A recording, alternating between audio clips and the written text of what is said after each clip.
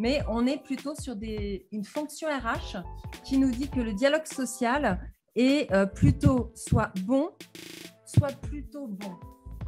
On a une illustration de la distorsion d'appréciation entre quel côté on se trouve du côté de la table. On trouve dans l'enquête de Syndex, c'est totalement ce qui nous remonte. Les deux côtés se sont adaptés.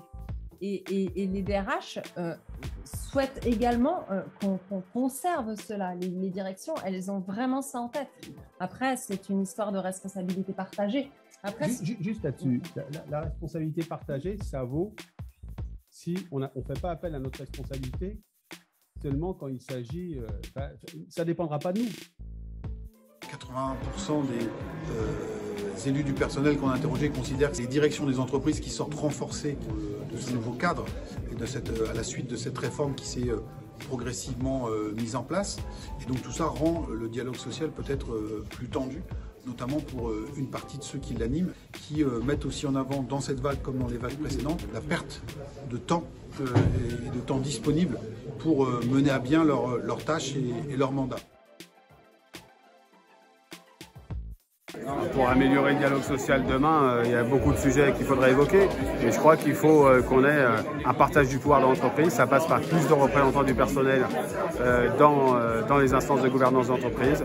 Ça passe par un renforcement du rôle des CSE et des représentants avec plus de moyens, plus de représentants de proximité.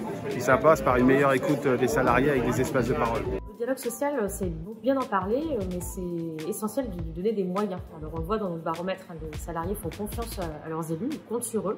Et les élus, s'ils sont fatigués, déçus et en colère, ils sont très engagés et donc ils poussent pour certains nombres de mesures, notamment l'avis qu'ils vont remettre dans leur instance pour peser sur les stratégies de leur entreprise, sur les projets de leur entreprise qui sont très impactants pour les salariés. Et ça, pour le coup, pour l'instant, les avis ont très peu de poids et les élus ne sont pas élus pour faire de la représentation. Donc c'est pour ça qu'ils poussent sur cet avis renforcé qui permettrait d'orienter davantage les mesures prises par les directions et de les transformer pour plus de valeur pour les salariés.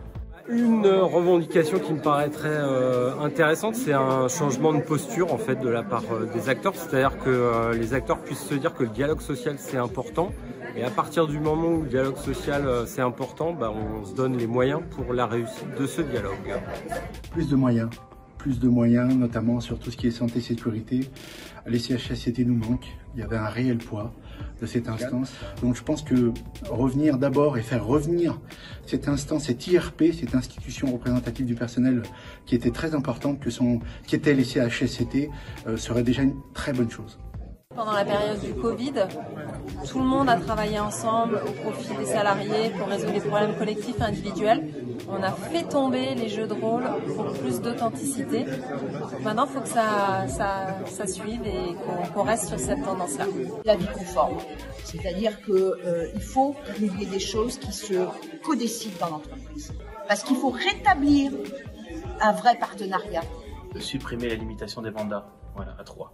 Parce que c'est vraiment pour moi la fabrique des bénis oui-oui. Dans 3 mandats, une purge de tous les élus qui ont beaucoup d'expérience.